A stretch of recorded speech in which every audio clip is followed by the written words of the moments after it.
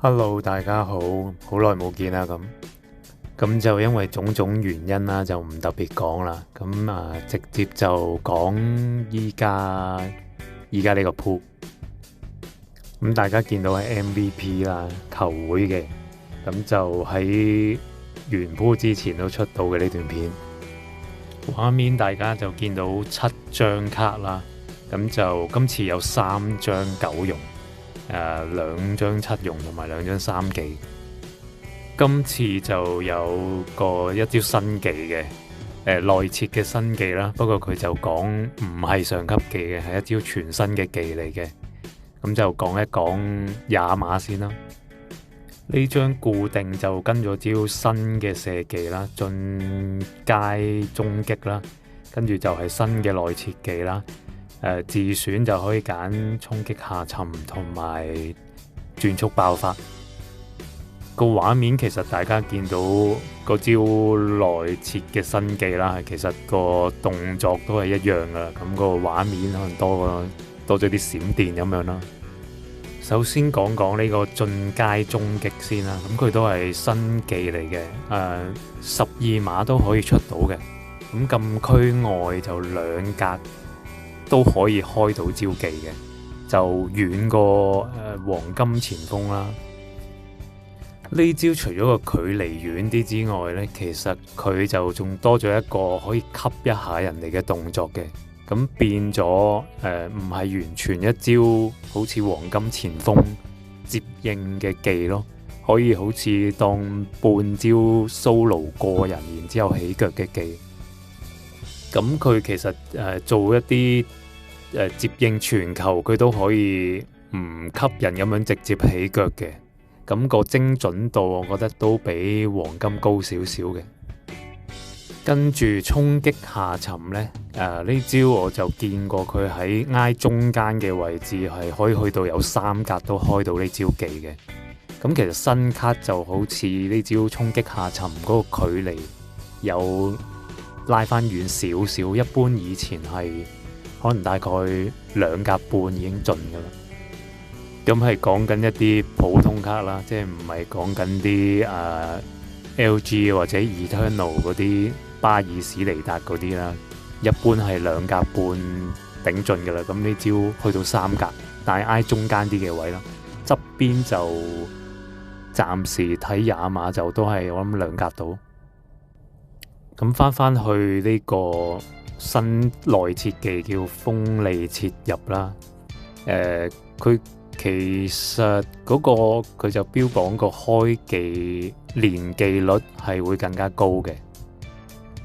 我自己就冇抽到亞馬嘅，咁就遇過唔少。見到佢去到咁上下位開內設，係真係會比舊嗰隻叫做容易啲發動啦，同埋嗰個之後連技都係嘅。咁呢個就係個優點啦，即係佢都做到出嚟啦。佢寫嘅嘢叫做咁個精準度，我覺得同以往接近啦，即係保持到亞馬嘅射門水準嘅。另外特別一提就係佢今次個7容叫做以往我形容開係正前鋒嘅最強7容啦，一觸破門啦。咁今次就第一次擺咗喺一隻翼鋒度，所以呢個就係啦，叫做特別之處啦。咁第一張翼鋒有呢個7容啦，相信佢個走位接應球嗰方面會比以往高嘅。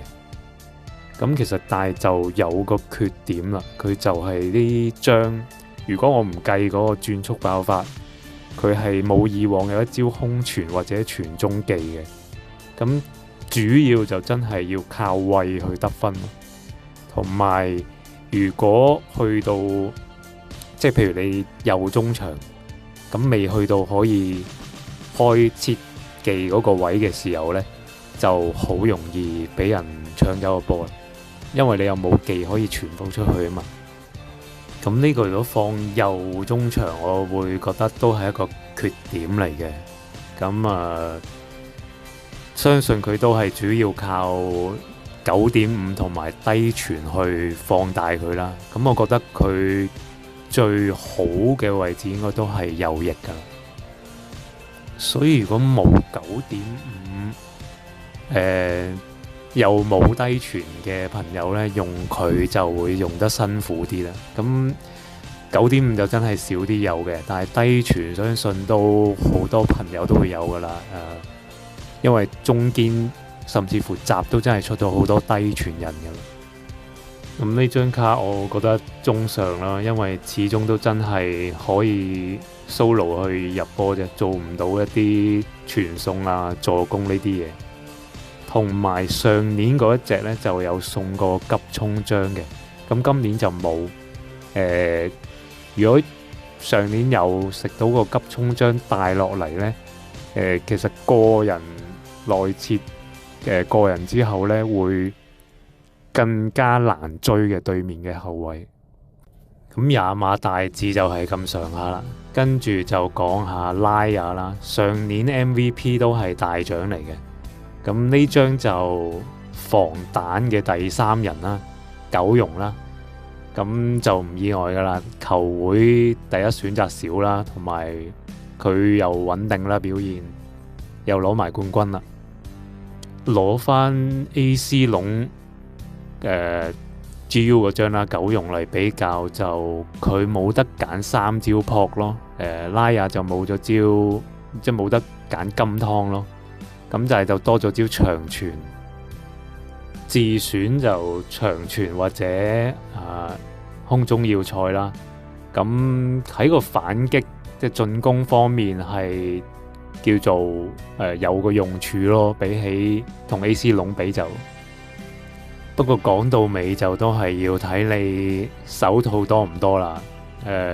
暫時咧 AI 就普遍認為AC 龍穩啲嘅，但係唔確定會唔會 turn 啦，因為依家好多時更新完咗鋪都有機會有啲卡會調整一下。我自己就遇過3、4手套係幾穩嘅，咁但係嗰啲輕機嘅情況就預咗一定有噶啦，咩龍都有噶啦，即係唔開機啊嗰啲。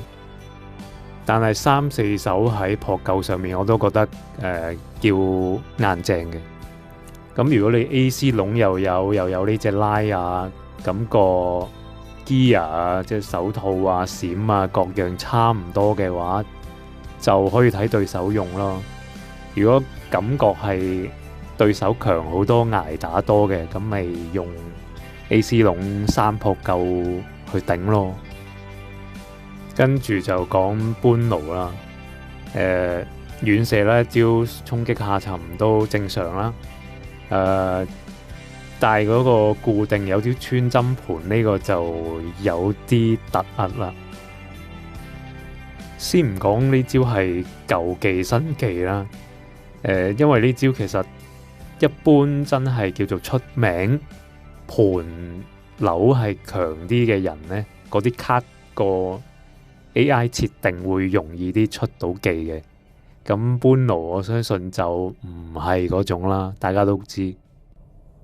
暫時都遇過下嘅，咁真係要有盤張先至會印象係會比較見到佢出到招盤技咯。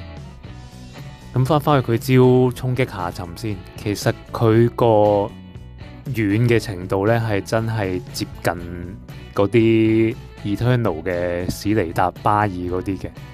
生波我見過有3格以上嘅，死球就4格都見到佢開嘅。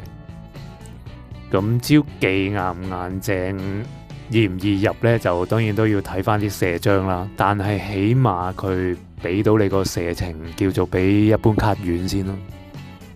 跟住自選就係招新射技啦、進階終擊啦，同埋優雅傳球嘅。咁個進階終擊其實喺攻中比較難到位開嘅，雖然叫做比黃金遠啦已經，但係始終攻中呢個位喺呢隻 game 個要求係真係好高嘅，因為叫做稱職真係勁嘅打到攻中呢，其實係由好耐以前尼維特啦，跟住之後就已經係去到朗拿甸奴噶啦，跟住就依家先至再薛高。普通卡就真係好難 handle 到呢個位嘅，咁暫時般奴個 AI 我覺得開技都係一般啦，只不過真係招射技夠遠，咁開到又叫做個精準度個底都幾好嘅，所以如果用即係冇得揀要用佢嘅話，我會揀優傳先嘅。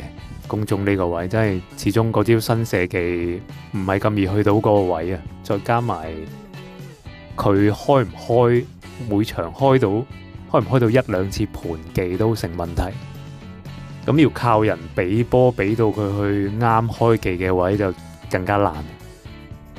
跟住就跳去呢張第一張七用嘅尼高帕斯啦，咁都surprise 嘅，真係。因為佢其實有佢嘅卡冇幾耐，已經咁快去到有七用啦。咁第一個球會表現真係相當突出啦。但係唯一估唔到嘅就係9.5呢招叫下放落普卡度，竟然係俾佢先咯。咁初初喺度傳 MVP pool 啦，有般奴9用啦嘅時候，我覺得如果下放9.5呢招，應該會落般奴度先嘅。雖然尼高帕斯嗰個球會表現真係好突出啦，但係如果你睇翻今年即係現實般奴嗰個數據上係更加突出嘅，尤其是係全球助攻嘅數據啦。咁呢一招9.5又係叫做助攻啦嘅技啦。咁可能 K 社就真係睇得出佢幾唔中意般奴啦，即係9用都唔俾一招叫做真係強嘅技佢。咁繼續講翻尼高帕斯啦，固定就有招秒控挑高啦，呢招好似之前講過嘅，都係叫做一招依家最精準度叫做最高嘅遠射技啦。但係個距離局限就短啲咯，都係2格多少少咁樣最盡。自選技就有招轉盤同埋停球啦。咁佢特別在其中一個特別就係佢個位置係超級多嘅，正前 SS 攻中中中甚至乎右路都可以打晒。咁不過佢招9.5一定係挨翻中間噶啦，咁正前就我諗大家都唔會要用到佢噶啦，攻中有機會咯。不過般奴同佢其實頭先講過啦，始終攻中位好難代替到嗰一班 LG 嘅。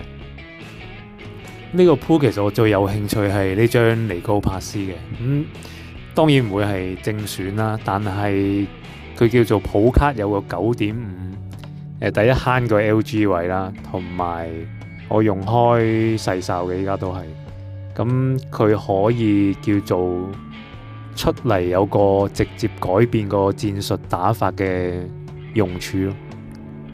暫時就遇過唔多嘅，AI 可以啦，叫做但係開技都唔算密噶啦，但係招技勁啊，即係始終9.5呢招係湯穿落去嘅機率係高過優雅傳球好多啦。不過順帶一提呢，就真係講9.5呢招，當然招技打穿落去，過晒啲後衛俾到自己有係勁啦，但係最主要都要你兩邊翼嗰個攻門能力高唔高？如果唔高嘅話，其實都有啲嘥嘅，即係俾到佢，但係佢又起唔到腳，甚至乎冇射門技嘅，就真係浪費嘅。所以之後我諗都再會有9.5噶啦。咁追求呢一招嘅時候都要考慮翻你兩邊嘅攻門能力夠唔夠啦，先至唔會浪費咗呢一招咯。咁同埋再提一提，佢呢張嗰個自選技兩招都有個好處嘅，叫做轉完身或者停完球之後，跟手去做個連技9.5，都叫做係即個配搭係幾好嘅。咁出唔出到練唔練到又係一回事啦。咁我都係想要呢張嘅，不過抽唔到，放棄咗啦。抽到有嘅朋友可以 share 下啦，留言。跟住就下一隻就沙卡啦，咁個就係固定技又係衝擊下沉啦，跟住有新嘅內切技啦。自選呢就舊嘅傳中技又係睇落去都唔係咁舒服嘅，連招強勁傳中手都冇。跟住前線對決就更加棘啦，係唯一招內切技叫做有啲誠意之外，真係冇乜特別嘢好講噶啦。咁同埋佢個類型係耐力型啦，咁耐力嘅翼就都仲係少啦。咁貨特賽係大獎嚟嘅。咁我覺得沙卡都嚟緊應該會有一張9用嘅，可能係又係嗰啲 Supersonic 嗰啲啦。呢張叫做襯托下啦。再落嚟就係兩張3技啦。第一張係講下舒洛達碧克先啦。咁其實佢3技得嚟都有個 surprise 嘅，就係竟然會有一招截傳視野俾佢啦。咁其實都係 for 一啲新玩家或者少貨嘅玩家，3技都可以配到呢招攔截技啦。咁呢招冇章其實都依然係好勁嘅，即係講緊冇疊章啦，即係靠個底嘅防章。咁佢5用都係3嚟嘅防章，所以新手少貨嘅玩家咁呢張真係用得下嘅。咁當然如果你有閃啊各樣或者食到多1-2件衫就更加好啦，叫做頂住先算係咁噶啦呢張卡。跟住呢張查看落股，我諗應該都係佢無論3技好似冇3技，好似一出就係7用噶啦。咁應該都係最棘嘅技組嗰張，真係完全係愛嚟襯托嘅啫。咁我自己好不幸就淨係中咗呢一張啦，呢個鋪。其實淨係個完美弧線係 OK 嘅，但係又係跟咗招固定穿針盤啦。自選截傳高手同埋低傳，真係好棘嘅。其實打左中呢，我諗我即係如果夾硬要用都係打左右中場啦。咁希望佢係直接傳咗個波上去啦。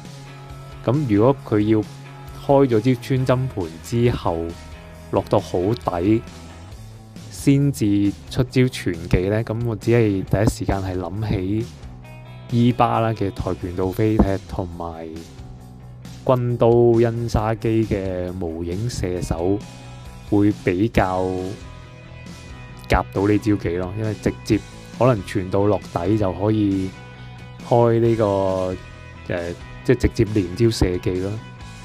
但係就首先佢要盤完之後肯開先有嘢好講啦。咁打左右中場嗰招截傳呢，其實都開到或者截到嘅機率都係低得好緊要噶啦。咁但係低傳亦都係更加低咯。所以我另外如果你要真係打防中，都諗到一個陣就係法陣啦。有3個防中嘅時候，你可以俾呢隻係淨係純派牌型，可以試咯。就起碼你有另外靠2隻防中去做搶截嘅嘢咯。咁睇下俾個波佢去出咯。咁呢個 MVP 就大概係咁多啦。咁就傳話嚟緊月中係叫做世界盃，即係國家隊嘅 pool 啦。咁就到時再睇下，到時再見啦。